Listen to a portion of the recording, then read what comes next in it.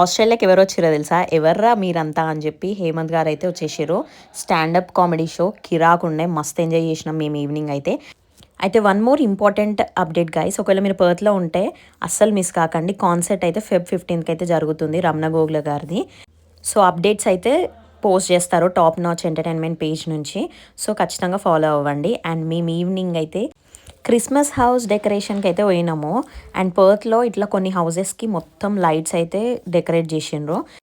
అట్లా ఒక మంచి డిన్నర్ చేసినాక ఇక్కడికైతే వచ్చేసినాం అందరం కలిసి. అండ్ వీళ్ళు గేమ్స్ కూడా కండక్ట్ చేసిండ్రు.